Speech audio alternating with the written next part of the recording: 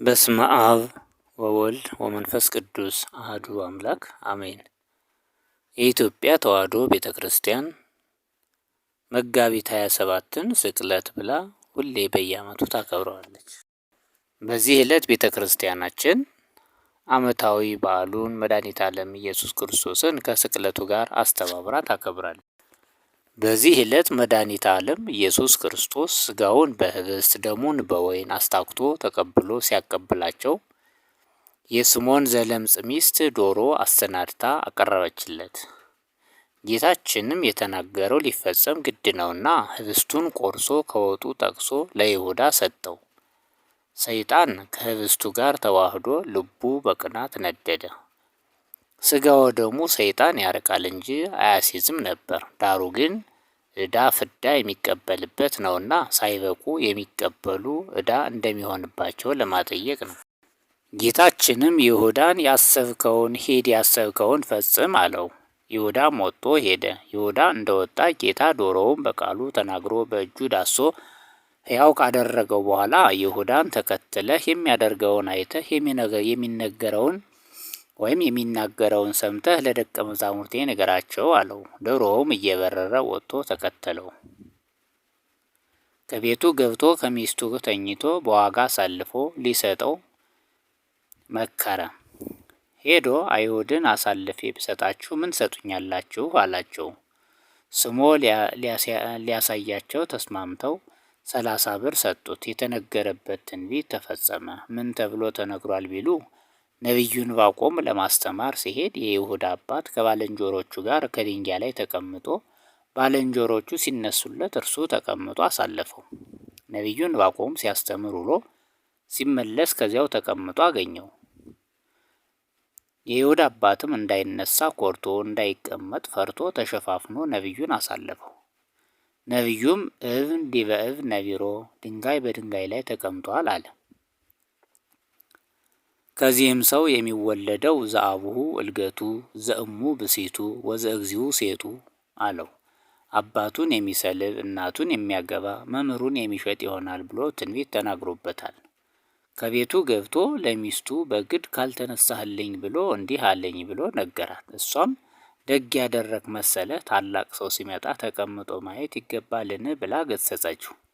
ከዚህ በኋላ መገናኘቱን እንተው ብለው መክረው ሲኖሩ አንድ ቀን ፈቃደ ሥጋ አሸነፎት ተገናኛት። በዚህ ሰዓት ይሁዳ ተጸነሰ። በተወለደ ጊዜ በሳጥን አድርገው ከባህር ላይ ጣሉት። ከባህር ላይ ሲጥሉት ስምዖን አስቆሮታዊ አግኝቶ አሳደገው።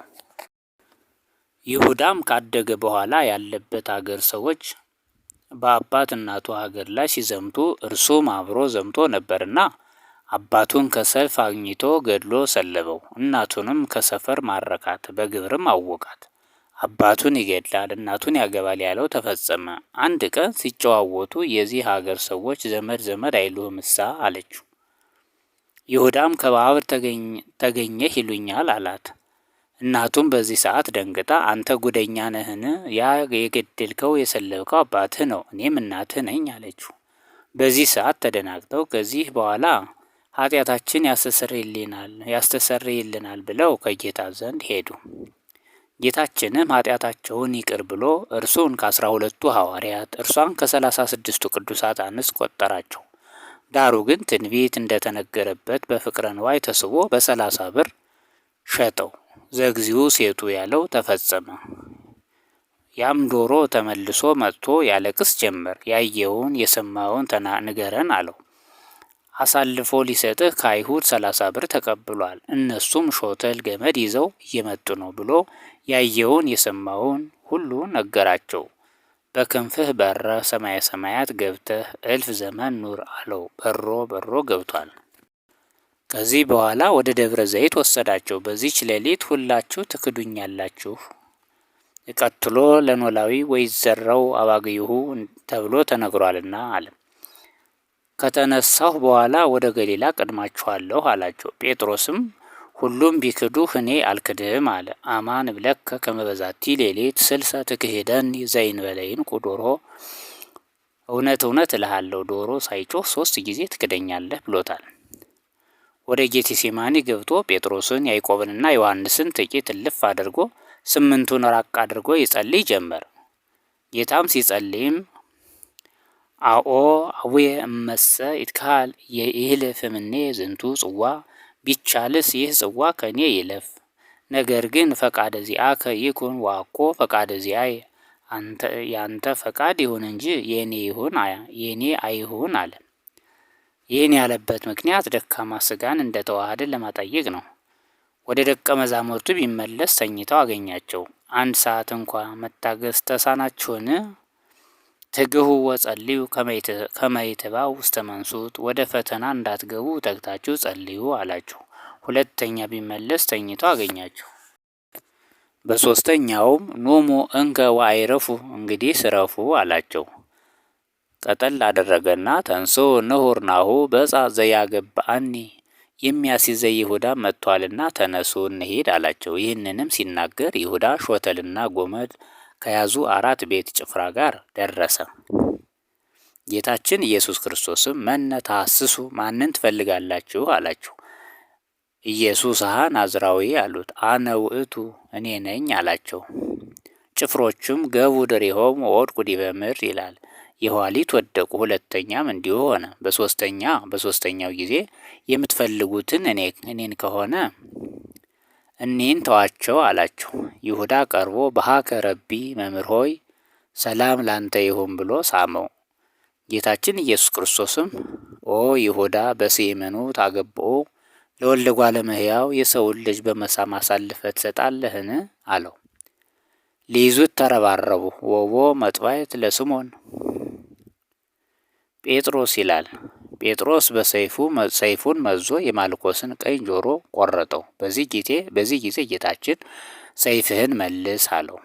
ያንንም በእጁ ዳሶ ፈውሶታል። ከዚህ በኋላ አስረው እየደፉ እያዳፉ ወደ ሐና ወሰዱት። ጳውሎስ የተባለው ሳውል በዚህ ጊዜ ጌታን ከሚያሰቃዩት አንዱ ነበር። ልቡን በጫማ ረገጠው። እንደ በግ ከእጅህ ገብቼ ሳለ ስለምን ይህን ያህል ክፉ ታደርግብኛለህ? አለው። ኋላ ግን ከክፋትህ ትጸጸታለህ፣ የበተንከው መንጋዬንም ትሰበስባለህ አለው። በዚህ ሰዓት ሐና ምን እያል ታስተምራለህ? አለው።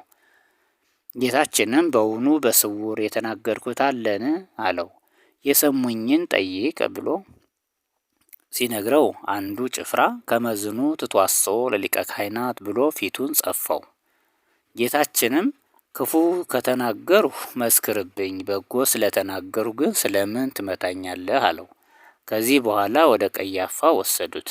በዚህ ሰዓት ጴጥሮስ ከሩቅ እየተከተለ መጥቶ ከሊቀ ካህናቱ ግቢ ተቀምጦ ነበር። ደጃፍ ጠባቂዋ በለሲዳ ኦ አረጋዊ ብእሲ አንተሁ እንገሊላዊ ብእሲ፣ ከደቀ መዛሙርቱ አንዱ አይደለህምን? አለችው።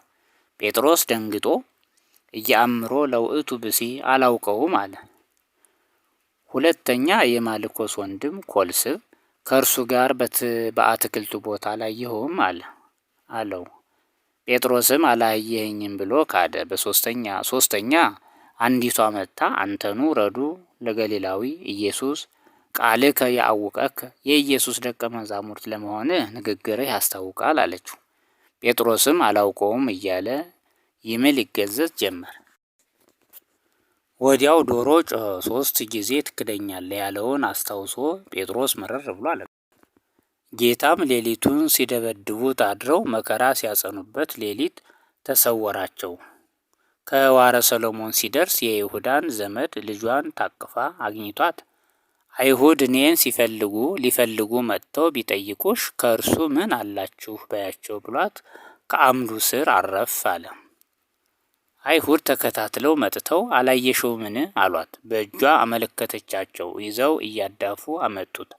አንቺ ሴት አትናገሪ ብልሽ ጥቂት ራሴን እስካሳርፍ መታገስ አቃተሽን? በዳግም ምጻቴ አስነስቼ እስክፈርድብሽ ድንጋይ ሁኚ አላት። እሷም ድንጋይ ሁና ቀርታለች። በነግ ጌታችን አስፈርደው ሊሰቅሉት ወደ ጲላጦስ ወሰዱት። ይሁዳ እሱ በተአምራት ይድናል፣ እኔም ብሬን እንደያዝኩ እቀራለሁ ብሎ ሽጦት ነበርና ይህን ሲያይ ኦሪት ይትቅትል ብእሴ ጻድቀ ያለችውን ተላልፌ ንጹሕ ያም አሳልፌ በመስጠቴ መልካም አላደረግኩም፣ ብራችሁን እንኩና ፍቱት አላቸው። እነሱም እኛማ የፈለግኸውን ሰጠንሃል፣ የፈለግነውን አግኝተናል አሉት። ከእግራቸው በትኖ ሂዶ ከዛፍ ተሰቀለ። ወደ ኋላ ሸሸችው። ከሌላ ዛፍ ሄደ። ገመድ አስሮ ሊታነቅ ሲንጠለጠል በቃል ሰብአዊ ማሬ ብትለው ይምርህ የለምን?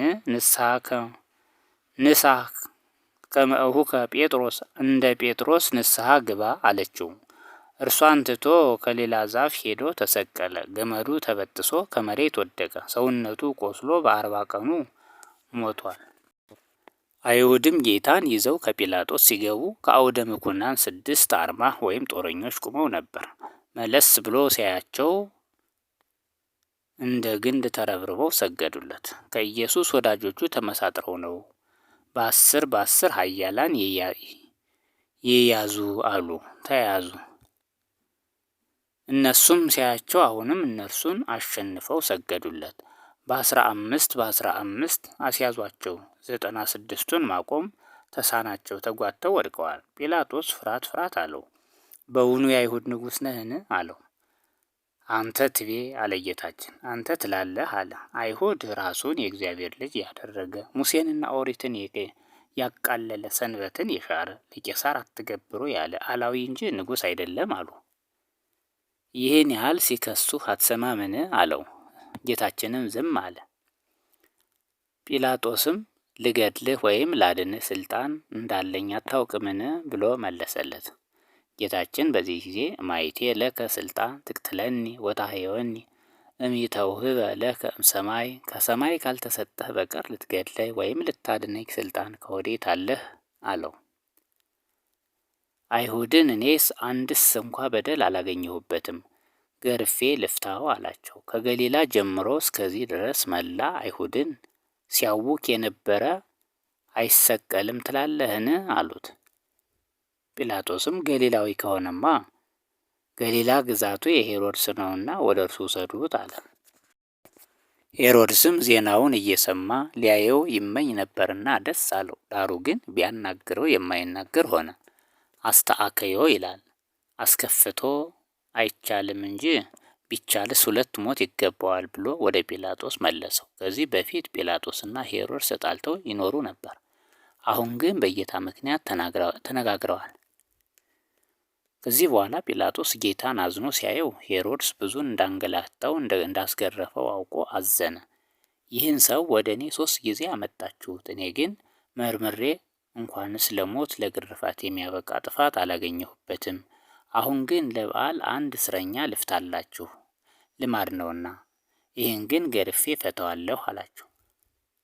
አይሁድ በዚህ ሰዓት አኮ ዘንተ አላ በርባንን እንጂ ይህን አይደለም አሉ። በዚህ ጊዜ ከሚስቱ ከአብሮቅላ ድዳ የነበሩ ልጆችን መካራና ዳርታን አንደበታቸውን ከፍቶላቸዋልና ክፉ እንኳ እንዳትናገረው እወቅ የሚል መልእክት ደረሰው። በዚህ ጊዜ አይሁድ በስራዩ ነው ሲሉ ጌታ ክርታሱን ተቀብሎ የተጻፈውን ደምስሶ ዋጋሽን በመንግስተ ሰማያት እከፍልሻለሁ፣ ልጆችሽንም ከሰማይ እቆጥርልሻለሁ ብሎ መልሶላታል። ይህን አይቶ ጲላጦስ ሊፈታው ፈለገ። እነርሱ ግን እማአህየውኮ ለዝንቱ ኢኮንከ አርኮ ለቄሳር፣ ይህን ከፈታህ የቄሳር ወዳጅ አይደለህም፣ ስቅሎ ብለው ይፋጁ ጀመር። ጲላጦስም ውሃ በኩስኩስት አስመጥቶ ንጹሕ አነ እምደሙ ለዝ ብእሲ ጻድቅ ብሎ እጁን ታጠበ። አይሁድ ግን ደሙ ላዕሌነ ወላዕለ ውሉድነ ደሙ በእኛና በልጆቻችን ይሁን አሉ። ይህን ሊታወቅ ዛሬ አይሁድ ሲወልዱ ደም ጨብጠው እንደሚወለዱ ይነገራል። ከዚህ በኋላ ከጲላጦስ ተቀብለው ከግንድ አስረው ኦሪት ከ40 አትርፈህ አትግረፍ ትላለችና 39 ገርፈው ዘነጋሁኝ እያሉ እየተቀባበሉ አራት ጭፍሮቹ 6666 ጊዜ ገርፈውታል። ስጋው አልቆ አጥንቱ እስኪቆጠር ድረስ ነው የገረፉት። በዚህ ሰዓት የሾህ አክሊል ጎንጉነው ከራሱ ደፍተው በመቃ ቢመቱት ራሱ 73 ጊዜ ተበሳስቷል። መስቀሉንም ሶስቱን እንጨቶች ዕፀ ወይን፣ ዕፀ ዘይትና አራቱ ዕፀ በለስን አንድ ወገን አድርገው ቁመቱ 7 ክንድ ከስንዝር ወርዱ 3 ክንድ ከስንዝር አድርገው ሰሩ። ዕፀ በለሱ ሰሎሞን ንስር አልገዛለት ብሎ ግልገሉን ከግንብ ውስጥ ዘግቶበት ሳለ ንስር ከገነት አምጥቶ ግንቡ ላይ ጥሎት ግንቡን ሰብሮ ግልገሉን ከወሰደ በኋላ በአትክልት መካከል ተተክሎ ቆይቶ ቤተ መቅደስ ሲሰራ እንደ ባሪያ የሚገዙለት 700 አጋንንት ሊቆርጡት ሲሉ እንደ እሳት ፈጅቷቸው እርሱም ለመቃንም ለመድረክም አልሆን ብሎት ሳይቆርጠው ትቶት ከደጃፍ ወድቆ የነበረና የሀገራችን ንግሥት ማክዳ ጥበቡን ልታይ ወደ እርሱ በሄደች ጊዜ ዘንዶ ስታስገድል ደሙ ቢነጥብባት እንደ ፍየል ሰኮና ሆኖ የነበረውን ቀርፎ የጣለላት። በዚህም ምክንያት ሰሎሞንና እርሷ በአንድ ብር ለብጠው ከቤተ መዛግብት ያስቀመጡት ከእርሱም በኋላ የነገሱ ወይም የተነሱ 28 ነገስታት ተአምር እያደረገላቸው በአንድ ብር እየለበጡት የቆየ ነው። 30ውን ብር ለይሁዳ ሰጥተው ግንዱን ለመስቀል አድርገውታል። ጌታችን በ6 ሰዓት ቀይ ግምጃ አልብሰው ግራ ቀኝ ፊት ኋላ ሆነው እየገፉ እያዳፉ ወስደው በማእከለ ምድር በቀራንዮ ሰቀሉት። በቀራንዮ መሰቀሉም ትንቢቱ ምሳሌው ይፈጸም ዘንድ ነው። ትንቢት እንዲህ ይላል፣ ወገብረ መድኃኒተ በማእከለ ምድር ተብሎ ተነግሯልና በመዝሙር። ምሳሌም እስራኤል መና በደመና ከደመና እያወረደ ውሃ ከጭንጫ እያፈለቀ ይህንን እየመገበ ደጋደጋውን ሲወስዳቸው ሀመይወ ለእግዚአብሔር ወይቤሉ ይክልኑ እግዚአብሔር ሰረያ ማይድ በገዳም ይዝብጥ ኮካ ወያውህ ዝማየ ብሎ በመዝሙር 77 ቁጥር 19 ላይ እንደተናገረው ዮሳፍጥ ከሚባል በረሃ አውርዶ መናውንም ውሃውንም ከወትሮ አብልቶ ሰጣቸው። ዳሩ ግን እባብ ጎናቸውን እየቀደደ እየነደፈ ይፈጃቸው ጀመረ። በዚህ ሰዓት ሊቀ ነቢያት ሙሴ ወደ ጌታ ሲያመለክት አርዌ በትር ሰርተህ ተራዳ ላይ ሰቅለህ አይተው ይዳኑ አለው። እንዳለው ሆኗል። ምሳሌውን ስንመለከት ተራራው የቀራንዮ፣ ተራዳው የመስቀል፣ ብረት የጌታ፣ እባብ የዲያብሎስ፣ ቁስሉ የኃጢአት፣ በረሃ የሲኦል፣ አይተው አምነው የዳኑ የሐዋርያት የምእመናን፣ አይተው ያልዳኑ የአይሁድ የመናፍቃን ምሳሌ ናቸው። ሲሰቅሉትም መጎናጸፊያውን ጌታችን ኢየሱስ ክርስቶስ ሲሰቅሉትም መጎናጸፊያውን ኩፋሩን ጠፍሩንና መነሳንሱን ለአራት ተካፍለውታል። ቀሚሱን ግን 70 ሰገል የገበሩለት ስፌት የሌለው ስረጽ ሲያድግ የሚያድግ ገባሬ ተአምር ነውና ይንስጥጥ ወይንግድም አላ ንትፋስ ላዕሌሁ ሰቀሉ ምስሌሁ ክሌተ ፈያተ አሐደ እምለፌ ወአሐደ እምለፌ ይላል። ጥጦስን በቀኙ ዳክርስን በግራው ሰቀሉ። በዚህ ሰዓት ጲላጦስ ከራሱ በላይ በቀረው ስንዝር ያህል ኢየሱስ ናዝራዊ ንጉሥ አይሁድ ብሎ በዕብራይስጥ በጽር እና በሮማይስጥ ጻፈበት። በተሰቀለም ጊዜ 3 በሰማይ ወይም በጠፈር 4 በምድር 7 በአጠቃላይ 7 ተአምራት ታይተዋል። በሰማይ የታዩት የፈጣሪያችንን እርቃን አናሳይም ብለው ፀሐይ ጨልሟል፣ ጨረቃ ደም ሆኗል፣ ከዋክብትም ረግፈዋል። በምድርም አይባን ተፈትተዋል፣ መቃብራት ተከፍተዋል። ከ500 እስከ 1000 የሚሆኑ ሙታን ተነስተዋል። የቤተ መቅደስ መጋረጃ ከሁለት ተከፍሏል። መከራው እጅግ የክርስቶስ መከራ እጅግ ጽኑ ነው። ሕማማቱንም ሊቃውንት በቁጥር 13 ብለው አስቀምጠውታል። እነርሱንም አንደኛ ታስሮ ድኅሬት፣ ሁለተኛ ተስህቦ በሐብል፣ ሶስተኛ ወዲቅ ውስተ ምድር፣ አራተኛ ተከይዶ በእግረ አይሁድ፣ አምስተኛ ተገፎ ማእከለ አምድ፣ ስድስተኛ ተጸፎ መልታይት፣ 7ኛ ተወክፎ ምራቀ ርኩሳን፣ 8ኛ ተኮረተ ርእስ፣ 9ኛ አክሊለ ሦክ፣ 10ኛ ጸዊረ መስቀል፣ 11ኛ ተቀንኦ በቅንዋት፣ 12ኛ ተሰቅሎ በዕፅ እና 13ኛ ሰሬባ ሐሞት ናቸው። እኒህን ትኩሳቱን አብርዱልኝ ከመከራው አስታግሱልኝ ሳይል በትሕትና በትዕግስት ተቀብሏቸዋል። ኦ ትዕግስት ዘይከሰተ አፉሁ በሕማሙ በቅድመ እለ ይረግዝው እንዲል። ይህማ አንዲት ቃልስ እንኳ አልተናገረም ማለት አይደለምን ቢሉ የትዕቢት የፍርሃት ቃል አልተናገረም እንጂ አሰሩን ለሚከተሉ አብነት ሊሆናቸው 7ቱን አጽርሐ መስቀል ተናግሯል። እነሱም አንደኛ አምላኬ አምላኬ ነጽረኒ ወለምንት ሀደገኒ ብሏል። ሁለተኛ አባ ስረይ ሎሙ ኃጢአቶሙ በዘያምሩ ይገብሩ ብሎ በሉቃስ 23 እስከ 34 የሚናገረው ነው። በመላእክት ያመጣዋል። አካሉ ደም ለብሶ እርቃኑን ተሰቅሎ አይተውት ደንግጠው እንዲሸሽ ተነጸፉ። ቅዱስ ሚካኤል ዝም አለ። ቅዱስ ገብርኤል ግን ተቆጥቶ ሊያጠፋቸው ሰይፉን መዘዘ። ባያውቁ ነው ሰይፍህን መልስ አለው ጌታችን። ሚካኤል አርመመ ወገብርኤል ተደመ ይላል። እንዳለ ቅዱስ ያሬድ ቸርነቱ እያደነቀ ቢለቀው የቤተ መቅደስን መጋረጃ ከሁለት ከፍሎ ምድርን ሰንጥቆ ገባ። እስከ ምጽአት ሲወርድ ይኖራል። ሶበ ከልአቶ ምሕረቱ ለአብ ወሂሩቱ ለወልድ ወትዕግስቱ ለመንፈስ ቅዱስ ዘበጦ ለመንጦላይት ምኩራብ ወረሰዮ ክሌ ክፍለ ይላል። 3ኛ ነዋ ወልድኪ ወነያ እምከ ብሎ በዮሐንስ ወንጌል ምዕራፍ 19 ቁጥር 26 ላይ እንደተናገረው ጌታ በተሰቀለ ጊዜ እመቤታችን ዮሐንስ ነግሯት እየወደቀች እየተነሳች መጥታ ከእግረ መስቀሉ ሆና ስታለቅስ ጌታችን ባያት ጊዜ ገና ሐሞት ሲያጠጡኝ በጦር ሲወጉኝ ብታይ በሐዘን ትሞት የለምን ብሎ እናቴ ሆይ ልጅሽ እነሆ አላት። ዮሐንስንም እነኋት እናትህ ልጅ ሆናት ብሎ አደራ አቀባበለ። ይህም ለጊዜው ለዮሐንስ ቢሆን ፍጻሜው ግን ለሁላችን ነው።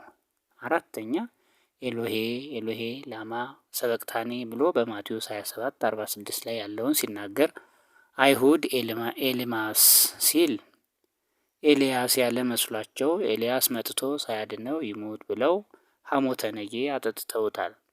በዚህ ሰዓት ዲያብሎስም አምላኬ የካለማ ሩቅ ብእሲ ነው ብሎ ነፍሱን ከስጋው ሊለይ በድፍረት ቀረበ። በዚህን ሰዓት ጌታ በአውታረ መንፈስ ወጥሮ መኑ አንተ መኑ ዝንቱ እያለ አስቀባጥሮታል። 5ኛ ዮም ትሄሉ ምስሌ ውስተ ገነት ብሎ በሉቃስ 23:43 የተናገረው ይፈጸም ዘንድ በቀኙ የተሰቀለው ጥጦስ 7ቱን ታምራት አይቶ አምላክነቱን ተረድቶ ተዘከረኒ እግዚኦ በውስተ መንግሥትከ ተዘከረኒ አመዳግም ምጽአትከ እያለ ሲማጸነው ዳክርስ ለራሱ ጻዕረ ሞት ይዞት ያስጨንቀዋል። አድነን ትለዋለህን አለው። እርሱም እኛ ብንሰቀል በኃጢአታችን ነው፣ እርሱ ግን ለቤዛ ዓለም ብሎ ቢሰቀል አምላካችን አትፈራውምን ብሎ ገሰጸው። ጌታም ራሱን ወደ ጥጦስ ዘንበል አድርጎ ወደ ግብፅ ስንወርድ የነገርኩ ሁሉ ተፈጽሟል፣ ከሞት በቀር የቀረ የለምና ሂድ ገነት ግባ ብሎ በደሙ አትሞ ላከው። ዋግሃሶ ለሱራፊ ዘይአቅፍ ናፀ ሕይወት ዋይተተ እምኔሁ ኩናተ እሳት ይላል። ጠባቂዋ ሱራፊ ፈርቶ እየሸሸ አንተ ማነህ? ወዴት ትሄዳለህ? አለው። አምላክ ሰው ሆኖ ተሰቅሎ በሞቱ ዓለምን አዳነ፣ ለእኔም ደመ ማኅተሙን ሰጥቶ ላከኝ አለው። በዚህ ሰዓት መልአኩ አዳም ነህን? አብርሃም ነህን? ይስሐቅ ነህን? ወይስ ያዕቆብ ነህን? አለው። ወንበዴውም አይደለሁም፣ እጄን በሰው ደም ነክሬ የኖርሁ ሽፍታ ነኝ። 7ቱን ታምራት አይቼ አምላክነቱን ተረድቼ ብማጸነው ለዚህ ክብር አበቃኝ ብሎ ይህን ያህል ዘመን ተዘግታ የነበረች ገነትን በደመ ማኅተሙ ከፍቶ ገብቷል። 6ኛ አባ አማሐጽን ነፍስየ ውስተ እዴከ ብሎ በሉቃስ 23:46 ያለውን ተናግሯል። 7ኛ እና የመጨረሻ የተናገረው ተፈጸመ ኩሎ ብሎ በዮሐንስ ወንጌል ምዕራፍ 19 ቁጥር 30 ላይ ያለውን በነቢያት የተነገረው በመጽሐፍ የተጻፈው ሁሉ ደረሰ ተፈጸመ ሲል ነው። እኒህን ተናግሮ ራሱን ወደ ቀኝ ዘንበል አድርጎ ቅድስት ነፍሱን በስልጣኑ ከክብርት ሥጋው ለየ። ጌታችንም በሲኦል የነበሩ ነፍሳት በአካለ ነፍስ ወርዶ የተወጋ ጎኑን ቀኝ ክንዱን አሳይቷቸው ይኸው ጥምቀት ቁርባን ሆኗቸው ዲያብሎስ በእብነ ሩካብ ጽፎ ያኖረውን የዕዳ ደብዳቤ አጥፍቶላቸው ስብሐት ለእግዚአብሔር ዘአውረሰነ መንግሥቶ ሰማያዊተ እያሉ እያመሰገኑ ወጥተው ገነት ገብተዋል። ወኀደገ ሥጋሁ ስቁለ ዲበ ዕፀ መስቀል ወነፍሱሰ ወረደት ውስተ ሲኦል ወፈወሰት ነፍሳተ እለሃለወ ህየ ወፄወወት ሲኦለ ወአግዓዘት ኩሎ ፍጥረታተ እንዳለ አትናቴዎስ። ነፍሱ ከሥጋው ከተለየ በኋላ ለንጊኖስ የሚባል ሐራዊ ቀኝ ጎኑን በጦር ወጋው። በዚህ ሰዓት ውሃና ትኩስ ደም መንታ ሆኖ ፈሰሰ። ደሙን መላእክት በጽዋ ብርሃን ተቀብለው በዓለሙ ሁሉ ረጭተውታል። ለንጊኖስ አንድ ዓይና ነበርና ደሙ ቢነጥብበት በርቶለታል። ኋላም ትንሣኤውን አይቶ መስክሮ በሰማዕትነት አርፏል። ከዚህ በኋላ ወነሱ ሥጋሁ ለእግዚ ኢየሱስ ወገነዝዎ በመዋጥህ ዘሰንዶናት ይላል። በ11 ሰዓት ዮሴፍ ዘአርማትያስና ኒቆዲሞስ ከጲላጦስ አስፈቅደው ሥጋውን ከመስቀል አውርደው ሽቶ እየረበረቡ በአዲስ በፍታ ገነዙት። ሲገንዙትም ዋንበስበስ አዕይንቲሁ ይላል። ዓይኖቹን ግልጽልጽ አድርጎ ቅዱስ እግዚአብሔር ቅዱስ ኃያል ቅዱስ ሕያው ዘይመውት እያላችሁ ገንዙ ብሏቸው እንዲሁ እያሉ ገንዘውታል። ጌታችንም አክብራችሁ ስማችሁ እንደ ገነዛችሁ እኔም አክብሬ በሰማያዊ ዕንቁ መንበር አኖራችኋለሁ ብሎ ተስፋቸውን ነግሯቸዋል። ከዚህ በኋላ ዮሴፍና ኒቆዲሞስ በሦስተኛ ቀን የሚነሳ ነውና የኤልሳ አጽም ሞት እንዳነሳ ከነቢያቱም የአንዱ አጽም አስነሳው እንዳይሉ ዮሴፍ ለራሱ ባሰራው ሰው ባልተቀበረበት አዲስ መቃብር ቀብረውታል። ዮሐንስ ምዕራፍ 19 ቁጥር 41። አነሳስቶ ላስጀመረን አስጀምሮ ላስጨረሰን ለልዑል እግዚአብሔር ክብር ምስጋና ይግባው። ለንጽሕተ ንጹሐን ለቅድስተ ቅዱሳን እመቤታችን ክብር ምስጋና ይግባት። አሜን።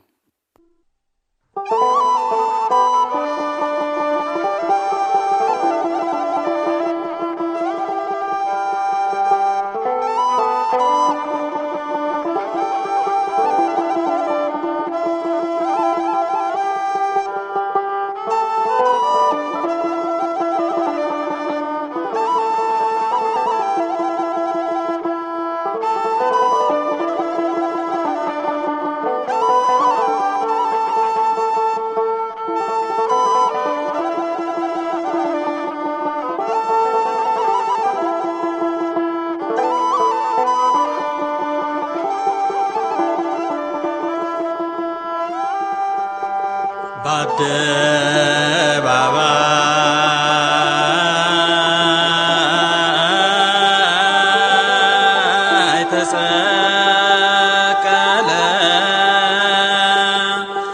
በዕለተ ዓርብ በመስቀል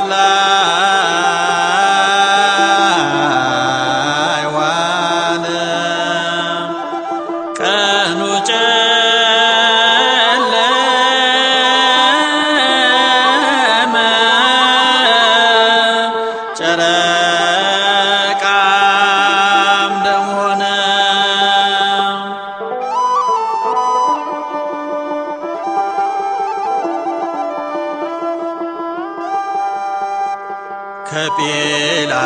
ከጲላጦስ ከሄሮድስ ሲከሰስ ሲወቀስ ተንገላታ ተገረፈ ተራቆተ ተገፈፈ ዘበቱበት ግብዞቹ ተሳለቁ አይሁዶቹ በ30 ብር ተሸጠ ለክርስቶስ እፎይ ተለወጠ